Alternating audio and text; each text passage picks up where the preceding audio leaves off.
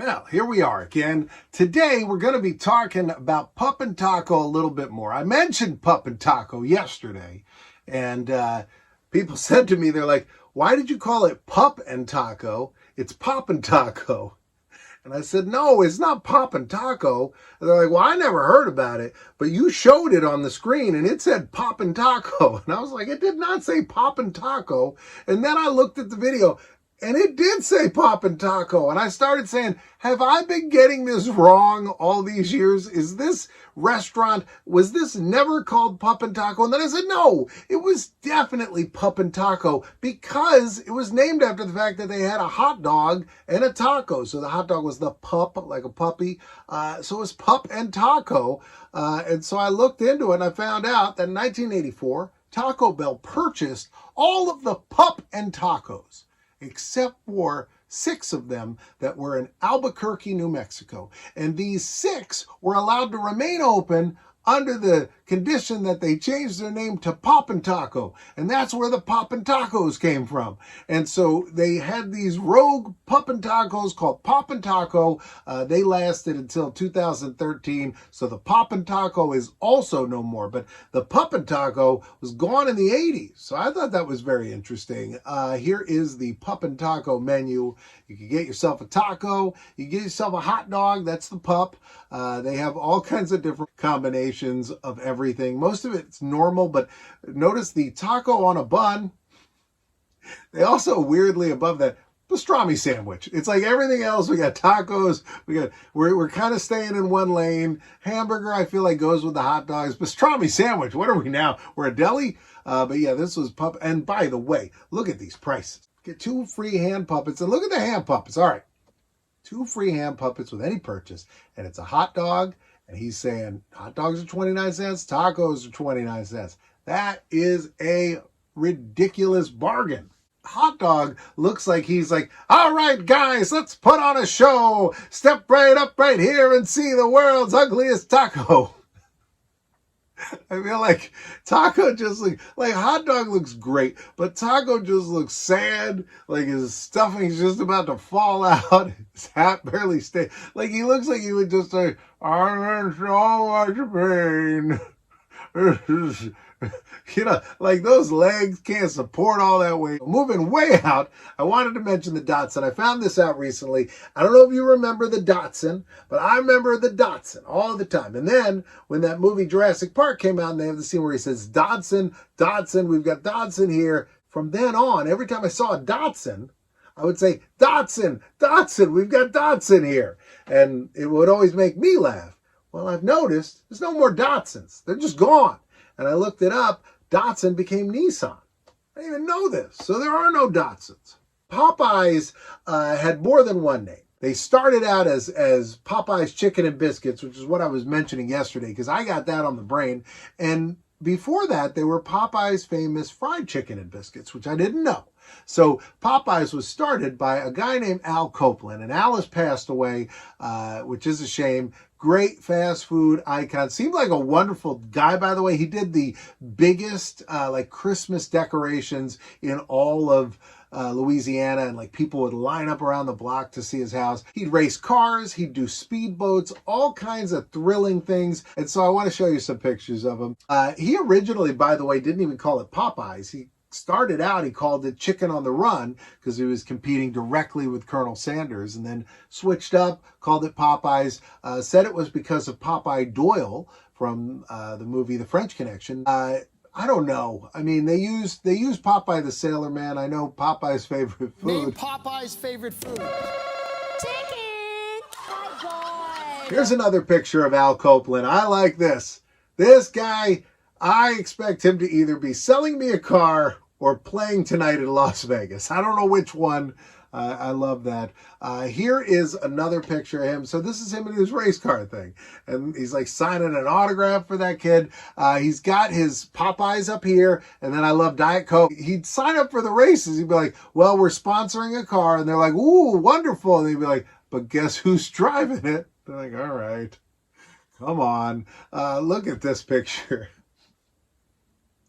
Like, this is a meme. Like, you walk into Popeyes and you see this. What's your reaction? I mean, this is like, oh my God, the FBI has finally found me. There they are. Look at these guys. He's wearing the entire company. He's wearing a Popeyes like it's a championship belt. Here he is, arm wrestling Popeye. And of course, Popeye's winning. I mean, it's Popeye. You can't, no one can beat Popeye. All right, we're moving on. We're moving down to Jacksonville, Florida for the very first Burger King. But it wasn't called Burger King. It was called Insta Burger King. Now, they then went from Jacksonville down to Miami, shortened everything, and they just called it Burger King. The Burger King company lists the one in Miami as the first one, but it's not. The first ever one is this one in Jacksonville, Florida. Today, it is Stan's Sub Shop. If you look at the corner of this building, right, so look at that little corner there, and then look at this one, and just imagine it turns sideways. This is the same building. So the same building's there. They have a sign on the wall. I wouldn't call it a plaque at all. It's like a dollar store frame, and it says, hey, this location stood the original Burger King, and it did. Speaking of Burger King, in Australia, Burger King is called Hungry Jack's. Apparently, there was already a restaurant called Burger King, and like Burger King had made a deal with some company, and they were all set to open it. And they were like, uh-oh, we forgot to check. And so they changed the name to Hungry Jack's. I believe Burger King at the time owned or was owned by Pillsbury, and Pillsbury had a popular product called the Hungry Jack biscuit, and so they thought the connotation would kind of work for it.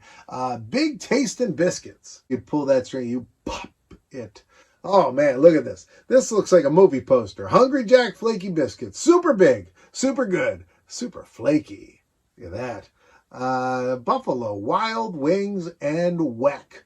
So Buffalo Wild Wings was originally called B Triple Dubs. Buffalo Wild Wings and Weck. And it was because they had a Weck sandwich. The owners were two guys from the university there in Columbus, and they traveled to Buffalo. They tasted the really delicious foods of Buffalo, including the buffalo wing and the Weck sandwich. They brought them back to Columbus, Ohio to create Buffalo Wild Wings, and they decided nobody wanted the Weck, so then they shortened it to just Buffalo Wild Wings. I did a video at this location a few months ago, and it was interesting. I went to both of them. Here's a picture of me. This is not in front of that one, but this is the one that most people incorrectly regard as the original location, because this one's on High Street, but as you'll see in the video, the other one was just down the road off on, I think it was Woodruff and High Street, but it was on Woodruff, so its address was not High Street. So this was number two. They opened very close together, though, and this one was definitely smaller. But that was that picture we saw. This picture, that's me standing in front of that. It's gone. They leveled it. In, I, Nout.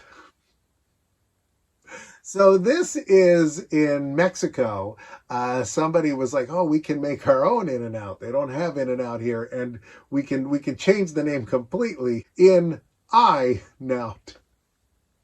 This reminded me of John Cena's Burger and Taco. We talked about it here on the channel. We did a whole deep dive into it, but this was a unlicensed restaurant in Monterrey, Mexico. It later became Don King's Unlicensed Burgers. Boston Chicken, by the way, they blew up when they first started before they changed their name to Boston Market.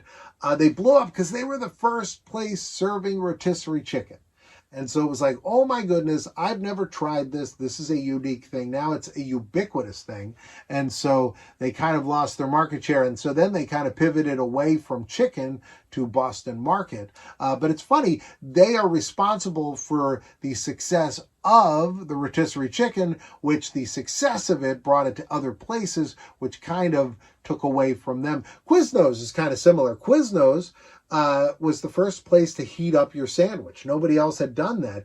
And then it made them very, very popular. And so people were like, well, why don't we just heat up sandwiches? And then that ended. Quiznos kind of faded just as quickly, but they popularized the thing that eventually brought them down. Okay, well, hope none of this brought you down. Hope you enjoyed it. You got to come back tomorrow at 2 o'clock. We're going to be talking about racks.